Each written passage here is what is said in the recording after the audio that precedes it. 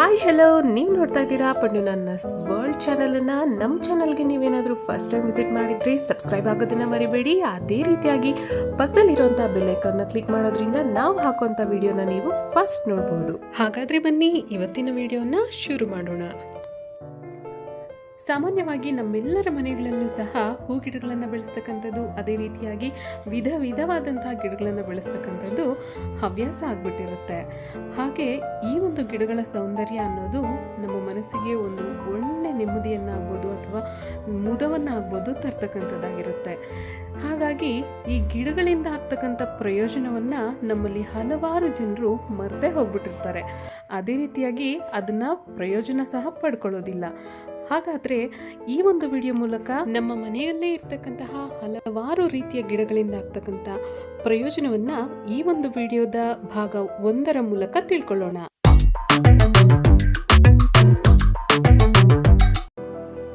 ಇಲ್ಲಿ ನೀವು ನೋಡ್ತಾ ಇರ್ತಕ್ಕಂಥ ಗಿಡ ಬಂದು ಎಲ್ಲರ ಮನೆಯಲ್ಲೂ ಸಾಮಾನ್ಯವಾಗಿ ಇದ್ದೇ ಇರುತ್ತೆ.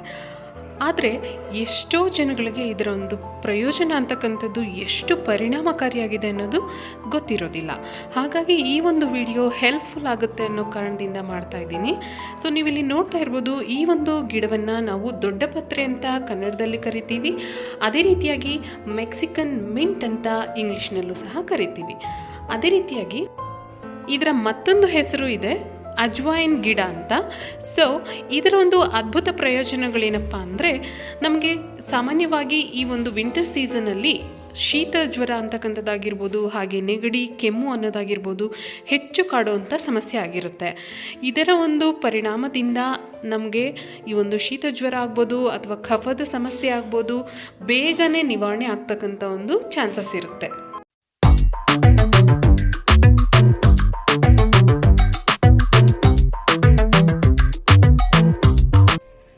ಮನೆಯ ಎಲ್ಲ ಗಿಡಗಳ ನಡುವೆ ಈ ಒಂದು ಗಿಡ ಅಂತಕ್ಕಂಥದ್ದು ಒಂದು ಪುಟ್ಟ ಪಾಟ್ನಲ್ಲೂ ಇಟ್ಟರೂ ಸಹ ತುಂಬಾ ಚೆನ್ನಾಗಿ ಬೆಳವಣಿಗೆ ಆಗುತ್ತೆ.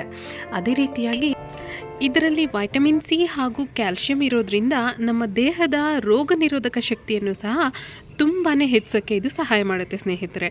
ಹಾಗಾದರೆ ಇದರ ಸೇವನೆಯನ್ನು ಮಾಡೋದು ಸ್ವಲ್ಪ ಕಷ್ಟ ಅಲ್ವಾ, ಯಾಕಂದರೆ ಸ್ವಲ್ಪ ಒಗ್ಗುರೋಗರಾಗಿರುತ್ತೆ ಅಂತ ಕೇಳ್ತೀರಾ. ಇದನ್ನು ನೀವು ಬೆಲ್ಲದ ಜೊತೆಗೆ ಸೇರಿಸ್ಕೊಂಡು ಸಹ ಸೇವನೆ ಮಾಡ್ಬೋದು. ಮಕ್ಕಳಿಗಂತೂ ಇದು ತುಂಬಾ ಅನುಕೂಲವಾದಂತಹ ಒಳ್ಳೆಯ ಹೋಮ್ ರೆಮಿಡಿ ಅಂತಲೇ ಹೇಳ್ಬೋದು. ಸೊ ನೀವು ಇದನ್ನು ಬೆಳೆಸ್ಕೊಳ್ತಾ ಇದ್ದೀರಾ ಅಲ್ವಾ?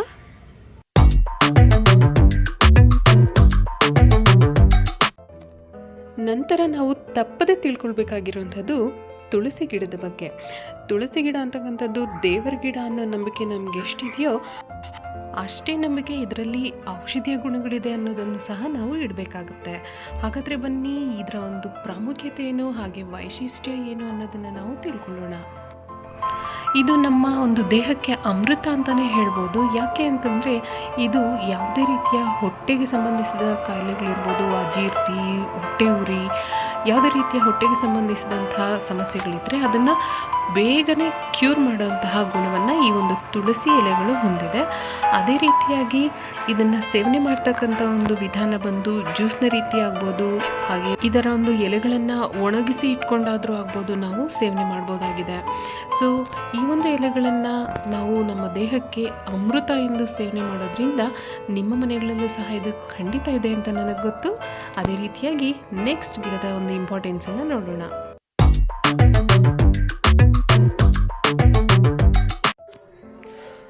ಈ ಒಂದು ಹೂವಿನ ಹೆಸರು ಗುಲಾಬಿ ಅಂತ ಆಲ್ಮೋಸ್ಟ್ ನಮಗೆಲ್ಲರಿಗೂ ಗೊತ್ತೇ ಇರುತ್ತೆ. ಈ ಹೂ ಅಂದರೆ ಯಾವ ಹೆಣ್ಣು ಮಗುಗೆ ತಾನೇ ಇಷ್ಟ ಇರಲ್ಲ ಹೇಳ್ರಿ. ಇದರಲ್ಲಿ ಹಲವಾರು ರೀತಿಯ ಬಣ್ಣಗಳಂತೂ ಇರುತ್ತೆ. ನಮ್ಮ ಮನೆಯಲ್ಲಿ ಒಂದು 5-6 ರೀತಿಯ ಕಲರ್ಸನ್ನು ನಾವು ಬೆಳೆಸಿದ್ದೀವಿ. ನಿಮಗೆ ಮುಂದಿನ ವಿಡಿಯೋದಲ್ಲಿ ಯಾವಾಗಾದರೂ ನಾನು ತೋರಿಸ್ತೀನಿ ಸಹ. ಆ್ಯಂಡ್ ಈ ಒಂದು ಹೂವನ್ನು ನಾವು ಗುಲ್ಕನ್ ಮಾದರಿಯಲ್ಲಿ, ಗುಲ್ಕನ್ ರೂಪದಲ್ಲಿ ಸೇವನೆ ಮಾಡಿರ್ತೀವಿ. ಅದೇ ರೀತಿ ಇದರಲ್ಲಿ ನಮಗೆ ತಿಳಿದೇ ಇರತಕ್ಕಂಥ ಔಷಧಿ ಗುಣಗಳು ಸಹ ಇದೆ ಅಂತೆ ಸ್ನೇಹಿತರೆ. ಅವುಗಳಲ್ಲಿ ಮೊದಲನೆಯದೇನಪ್ಪ ಅಂದರೆ, ಈ ಗುಲಾಬಿಯ ಎಸಳುಗಳನ್ನು ನಾವು ಒಂದು ಮಡಿಕೆನಲ್ಲಿ ನೀರಿನ ಜೊತೆಗೆ ಸೇರಿಸಿ ಕುದಿಸಿದ ನಂತರ ಒಂಚೂರು ಸಕ್ಕರೆಯನ್ನು ಹಾಕ್ಕೊಂಡು ಕುಡಿಯೋದ್ರಿಂದ ನಮ್ಮಲ್ಲಿ ಅನೇಕ ಜನರು ಬಳಲ್ತಾ ಇರ್ತಕ್ಕಂತಹ ಕಾನ್ಸ್ಟಿಪೇಷನನ್ನು ನಾವು ದೂರ ಮಾಡ್ಕೋಬೋದು. ಅದೇ ರೀತಿಯಾಗಿ ಈ ಗುಲಾಬಿಯ ಮೊಗ್ಗನ್ನು ನಾವು ಚೆನ್ನಾಗಿ ಅರೆದು ಮೊಸರಿನ ಜೊತೆಗೆ ನಾವು ಸೇರಿಸಿ ಕುಡಿಯೋದ್ರಿಂದ ನಮಗೆ ಶೀತ ಅನ್ನೋದು ಇರೋದಿಲ್ಲ ಸ್ನೇಹಿತರೆ.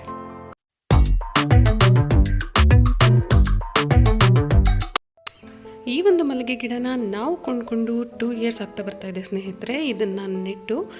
ಸೊ ಇದರಲ್ಲಿ ಬಿಡ್ತಕ್ಕಂಥ ಹೂವು ತುಂಬಾ ಇರುತ್ತೆ. ಆ್ಯಂಡ್ ನೀವು ನೋಡ್ತಾ ಇರ್ಬೋದು ಎಷ್ಟು ದೊಡ್ಡದಾಗಿ ಹರಡ್ಕೊಂಡಿದೆ ಗಿಡ ಅನ್ನೋದು. ನಾವುಗಳೆಲ್ಲನೂ ಕೇವಲ ಈ ಒಂದು ಹೂವನ್ನು ಮುಡ್ಕೊಳ್ಳಿಕ್ಕೆ ಹಾಗೆ ಪೂಜೆಗೆ ಅಂತ ಬಳಸ್ತಾ ಇರ್ತೀವಿ, ಆದರೆ ಇದರಿಂದನೂ ನಮ್ಮ ಹೆಲ್ತ್ಗೆ ಉಪಯೋಗವಾಗುವಂತಹ ಹಲವಾರು ಪ್ರಯೋಜನಗಳಿದೆ ಅಂತೆ. ಅದರಲ್ಲಿ ನಾನು ತಿಳ್ಕೊಂಡಿರೋವಂಥದ್ದು, ಇದರ ಎಲೆಗಳನ್ನು ನಾವು ಡಿಕಾಕ್ಷನ್ ರೀತಿಯಲ್ಲಿ ಸೇವನೆ ಮಾಡೋದ್ರಿಂದ ನಮ್ಮ ಹೊಟ್ಟೆ ನೋವಾಗ್ಬೋದು, ಹೊಟ್ಟೆಗೆ ಸಂಬಂಧಿಸಿದಂಥ ಸಮಸ್ಯೆಗಳಾಗ್ಬೋದು ಪರಿಹಾರ ಆಗುತ್ತೆ ಸ್ನೇಹಿತರೆ.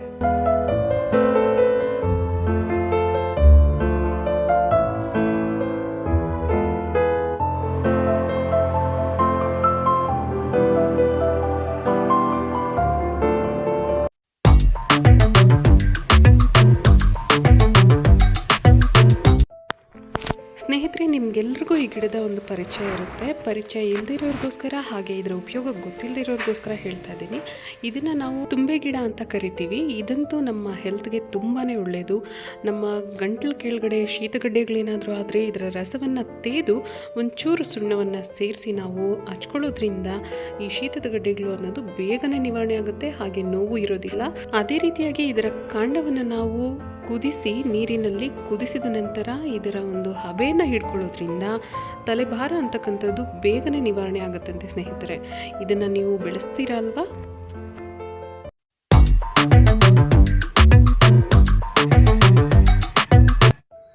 ನೆಕ್ಸ್ಟ್ ನೀವಿಲ್ಲಿ ನೋಡ್ತಾ ಇದ್ದೀರಾ ಆಗಲಕಾಯಿ ಬಳ್ಳಿ ಅಥವಾ ಆಗಲಕಾಯಿ ಗಿಡ ಅಂತಕ್ಕಂಥದ್ದು. ಇದು ಅಷ್ಟೇ ಸ್ನೇಹಿತರೆ, ನಮ್ಮ ಆರೋಗ್ಯಕ್ಕೆ ಒಂದು ಒಳ್ಳೆಯ ಅಮೃತ ಅಂತಲೇ ಹೇಳ್ಬೋದು. ಯಾಕಂದರೆ ಇತ್ತೀಚಿನ ಕಾಲದಲ್ಲಿ ಶುಗರ್ BP ಅಂತ ನಾವು ತುಂಬಾ ನಮ್ಮ ಹಿರಿಯರಾಗ್ಬೋದು, ಸಣ್ಣ ಮಕ್ಕಳು ಆಗ್ಬೋದು, ನಮ್ಮ ವಯಸ್ಸಿನವರಾಗ್ಬೋದು ಕಷ್ಟಪಡೋದನ್ನು ನೋಡ್ತಾ ಇದ್ದೀವಿ. ಅವ್ರಿಗಂತೂ ಈ ಒಂದು ಗಿಡದ ಒಂದು ಪ್ರಯೋಜನ ತುಂಬಾ ಇದೆ. ಈ ಒಂದು ಆಗಲಕಾಯನ್ನು ನಾವು ಕಷಾಯ ಮಾಡಿಕೊಂಡು ಬೇರೆ ಹೊಟ್ಟೆಯಲ್ಲಿ ಅಥವಾ ಬರೀ ಹೊಟ್ಟೆಯಲ್ಲಿ ಕುಡಿಯೋದ್ರಿಂದ ಶುಗರ್ ಅಂತಕ್ಕಂಥದ್ದು ತುಂಬಾ ಕಂಟ್ರೋಲ್ಗೆ ಬರುತ್ತಂತೆ ಸ್ನೇಹಿತರೆ. ನಿಮ್ಮ ಮನೆಗಳಲ್ಲೂ ಈ ಗಿಡನ ಬೆಳೆಸ್ತೀರಾ ಅಲ್ವಾ?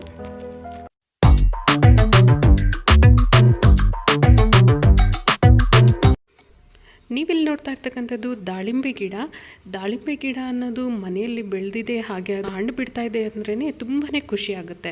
ಯಾಕೆ ಅಂದರೆ ಇದು ಸಹ ನಮ್ಮ ಆರೋಗ್ಯಕ್ಕೆ ತುಂಬಾ ಒಳ್ಳೆಯದು. ಇದರ ಹಣ್ಣುಗಳನ್ನು ನಾವು ಡಯಾಬಿಟಿಸ್ಗಾಗಲಿ ಅಥವಾ ಹಾರ್ಟ್ ಡಿಸೀಸಸ್ಗಾಗಲಿ, ಅದೇ ರೀತಿ ಹೈ ಬ್ಲಡ್ ಪ್ರೆಷರ್ ಇರೋದು ಸಮಸ್ಯೆ ಏನಾದರೂ ಇದ್ದರೆ ಅಂಥವರು ಸಹ ಈ ಒಂದು ಹಣ್ಣನ್ನು ತಿನ್ನೋದ್ರಿಂದ ನಮ್ಮ ಆರೋಗ್ಯ ಅಂತಕ್ಕಂಥದ್ದು ಸುಧಾರಿಸುತ್ತೆ. ನೀವು ಸಹ ನಿಮ್ಮ ಮನೆಯಲ್ಲಿ ಈ ಒಂದು ಗಿಡವನ್ನು ಬೆಳೆಸ್ತಿದ್ದೀರಾ ಅಲ್ವಾ?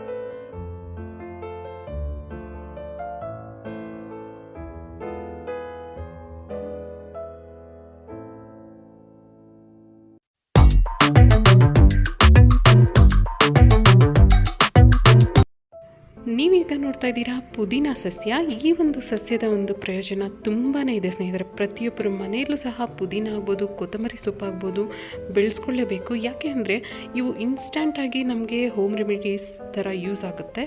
ಆ್ಯಂಡ್ ಇದರ ಒಂದು ಪ್ರಯೋಜನ ತುಂಬಾ ಇದೆ ಸ್ನೇಹಿತರೆ. ಜೀರ್ಣಕ್ರಿಯೆ ಆಗ್ಬೋದು ಅಥವಾ ತಲೆನೋವಾಗ್ಬೋದು, ಅದೇ ರೀತಿಯಾಗಿ ಶೀತ ಆದಾಗ ಆಗ್ಬೋದು, ಇದು ಒಳ್ಳೆ ಮನೆಮದ್ದು ಅಂತ ಹೇಳ್ಬೋದು.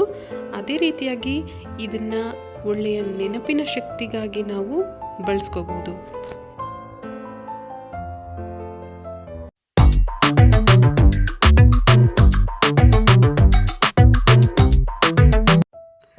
ನೀವಿಲ್ಲಿ ನೋಡ್ತಾ ಇದ್ದೀರಾ ಸೀಬೆಹಣ್ಣಿನ ಗಿಡ. ಇದರ ಪ್ರಯೋಜನ ನಮಗೆಲ್ಲರಿಗೂ ಆಲ್ಮೋಸ್ಟ್ ಗೊತ್ತೇ ಇರುತ್ತೆ. ಯಾಕೆ ಅಂತಂದರೆ ಇದನ್ನು ಇಷ್ಟಪಡದೇ ಇರೋರು ಜಾಸ್ತಿ ಇರೋದೇ ಇಲ್ಲ.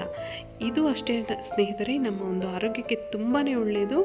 ಇದರ ಒಂದು ಹಣ್ಣಿನ ಒಂದು ಸೇವನೆ ನಮ್ಮ ಹಲ್ಲಿಗೆ ಒಳ್ಳೆಯ ಹೊಳಪನ್ನು ತರೋದಲ್ದಿರ ಆರೋಗ್ಯನೂ ಸಹ ಕೊಡುತ್ತೆ. ಅದೇ ರೀತಿಯಾಗಿ ಇದು ಗರ್ಭಿಣಿಯರಿಗೆ ತುಂಬಾ ಒಳ್ಳೆಯದು. ಹಾಗೂ ಇದು ಚರ್ಮದ ಕಾಂತಿಯನ್ನು ಸಹ ಹೆಚ್ಚಿಸುತ್ತದೆ ಸ್ನೇಹಿತರೆ.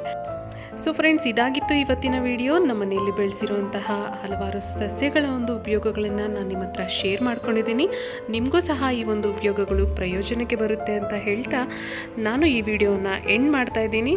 ಈ ಒಂದು ವಿಡಿಯೋ ನಿಮ್ಗೆ ಇಷ್ಟ ಆಗಿದ್ದರೆ ಲೈಕ್ ಮಾಡಿ, ಶೇರ್ ಮಾಡಿ, ಹಾಗೆ ಸಬ್ಸ್ಕ್ರೈಬ್ ಆಗೋದನ್ನು ಮರಿಬೇಡಿ. ಧನ್ಯವಾದಗಳು.